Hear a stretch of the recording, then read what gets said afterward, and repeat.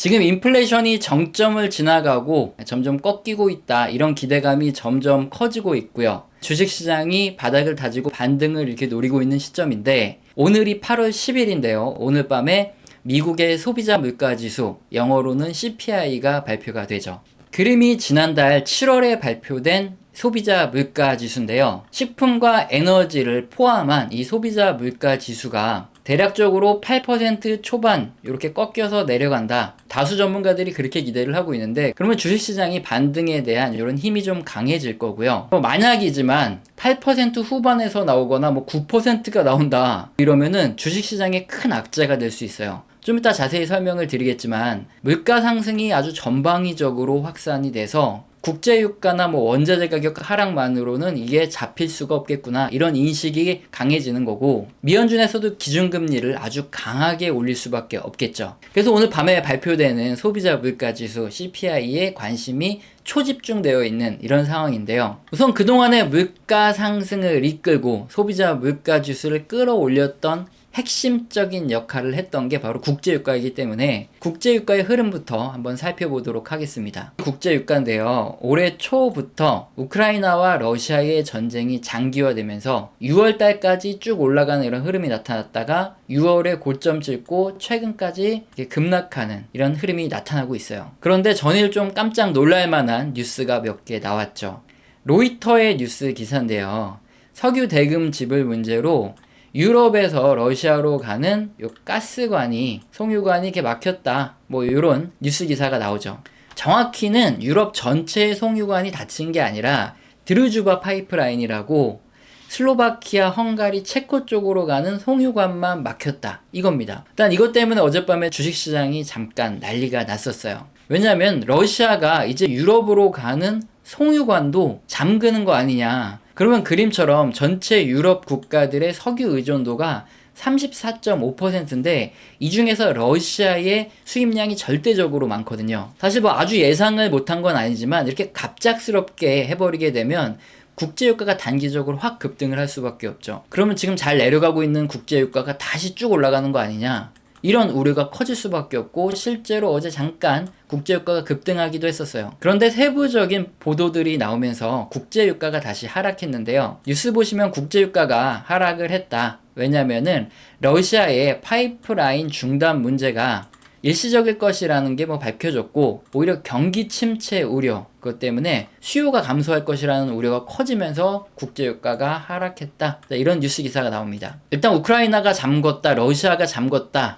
말이 많아요. 그래서 현재까지 보도된 내용으로만 설명을 드리면, 러시아 송유관이 막혔는데 알고 봤더니 러시아가 유럽으로 가는 송유관을 막은 게 아니라 우크라이나가 막은 거였다는 게 밝혀졌다는 거죠. 일단 러시아에서 유럽으로 원유를 보낼 때 송유관이 우크라이나를 통해서 경유해서 지나갑니다. 근데 이게 잘 중간에 흘러 들어가고 구멍은 안 났는지 이런 것들을 관리해주는 업체가 있어야 되는데, 그걸 관리해주는 우크라이나 업체가 우크라이나 트랜스 나프타라는 이런 회사래요. 이 친구들은 러시아에서 선납으로 관리비를 받고 관리를 해오고 있었는데, 러시아가 최근에 관리 비용을 지불해주지 않아서 열받아서 파이프라인을 막아버렸다. 이런 소식입니다. 살짝 좀 황당하긴 한데요. 자, 그러면 왜 러시아는 관리비를 안 보내냐? 우크라이나 트랜스 나프타에 돈을 보내긴 했대요. 근데 유럽이 지금 러시아에 금융 제재를 하고 있다 보니까 자꾸 반송이 돼서 돈을 보낼 방법이 없다고 합니다. 자, 어쨌든 금융시장에서는 처음엔 러시아가 유럽으로 석유 공급을 중단하나 보다 하면서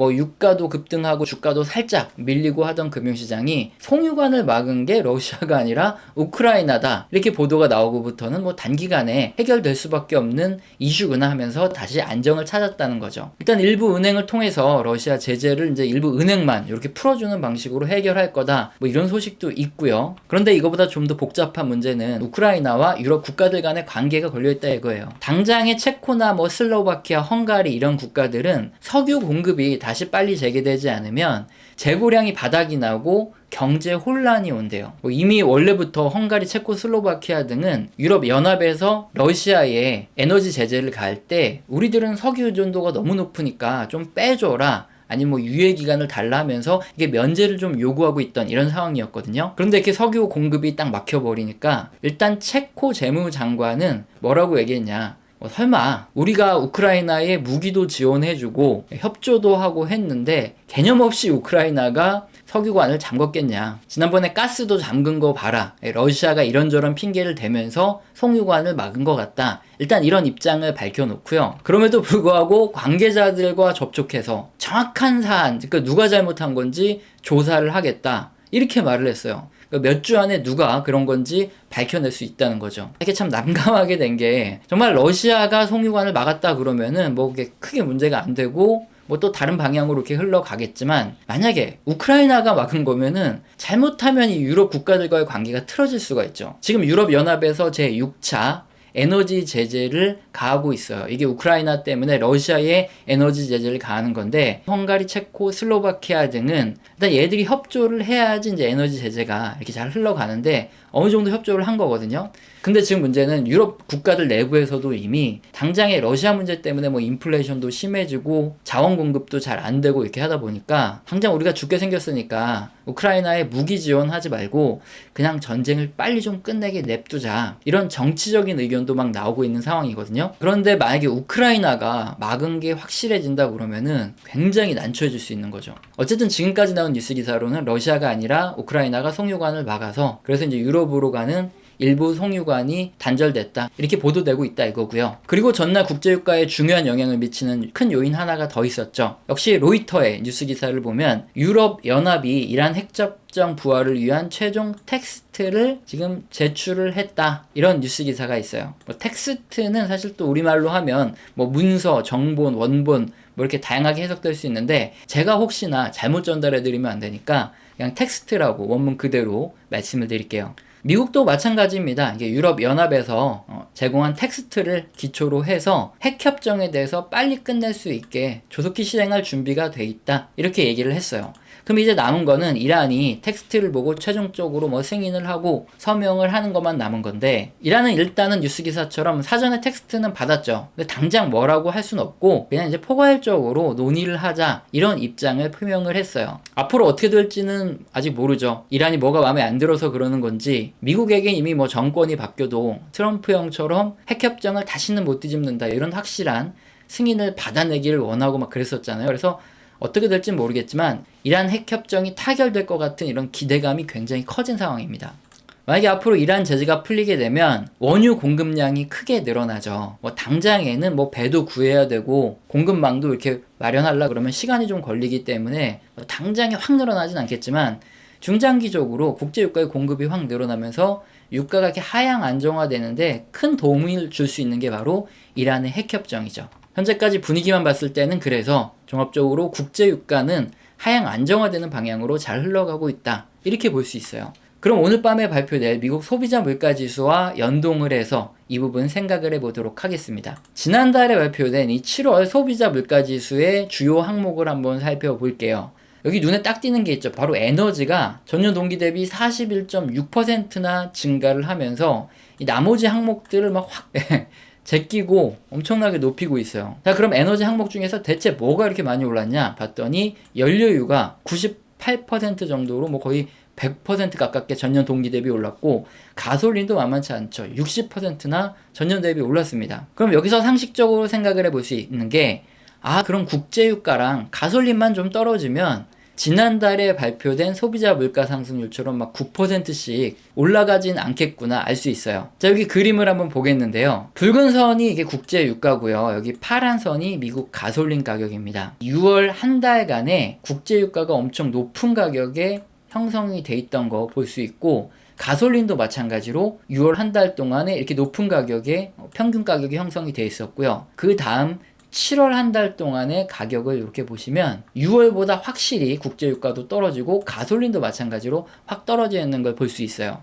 그러니까 지난달에 발표된 소비자 물가지수는 6월 한 달간의 통계 자료고요. 오늘 밤에 발표되는 소비자 물가지수는 바로 이 7월 한 달간의 통계 자료죠. 그러니까 상식적으로 생각을 해봐도 주요 요인이 뭐 연료유, 가솔린 등 이렇게 국제유가와 가솔린 가격이 급등한 건데 6월 대비해서 7월 대비 이렇게 떨어져 나왔기 때문에 나머지 요인들이 뭐 크게 높아지지 않는다 그랬다면은 당연히 소비자 물가지수가 이렇게 떨어지지 않겠느냐 이런 거는 뭐 상식적으로 우리가 알 수 있죠. 근데 이렇게 나와야 정상인데 문제가 있죠. 정말 혹시 모르니까 정말 아주 만약에 크게 안 떨어지는 거죠. 뭐 8% 후반에서 막 논다거나 9%대에 막 있다거나 이러면은 난리가 나는 거예요. 주식시장이 잘못하면 크게 급락할 수 있습니다. 그 얘기는 에너지 말고 에너지 가격은 이렇게 떨어질 텐데 다른 요인들이 오히려 소비자 물가 지수를 끌어올렸다 이 소리거든요. 다른 말로 하면은 이제 전방위적으로 물가가 전부 다 올라서 이제 단순히 뭐 에너지 가격이 잡힌다, 뭐 유가가 잡힌다, 또는 뭐 식품 가격이 좀 떨어진다 그래서 이게 인플레이션이 잡힐 게 아니라는 소리예요. 그런 방법은 뭐 하나밖에 없죠. 미연준이 나서서 기준금리를 1%씩 이렇게 아주 크게 인상을 해주지 않으면 물가를 잡을 수 없다는 겁니다. 그러면은 주식시장에는 이게 크게 떨어질 수 있는 악재로 작용을 하는 거죠. 근데 뭐 이건 어디까지나 아주 만약에고요. 앞서 살펴본 대로 6월과 7월 한 달 사이에 국제 유가부터 뭐 가솔린 가격 등 이게 많이 떨어진 것을 봤을 때 오늘 밤에 발표될 소비자 물가 지수는 뭐 한 8% 정도 증가하는 요 초반이라든가 요 정도 수준에서 발표되지 않을까. 이게 다수의 의견입니다. 일단 예상대로 나오면 인플레이션이 확실히 정점을 찍고 이번에는 제대로 이게 떨어지는구나. 이게 확인이 되기 때문에 주식시장이 다시 반등을 이어갈 이런 하나의 확신이 생기는 거죠. 따라서 우리 채널에서 그토록 기대하고 말씀드려온 주식시장이 하반기에 반등할 수 있다. 이 가능성이 확실히 커지게 되는 거고요. 그래서 오늘 밤에 소비자 물가 지수가 이제 전년 대비해서 좀 작게 발표되길, 한마디로 잘 나오길 기도해 볼 수밖에 없는 이런 상황이고요. 자, 우리 모두 한번 기도를 해보죠. 자, 우리 채널에서는 아직 많지는 않지만 가끔씩 후원 주시는 감사한 분들이 계십니다.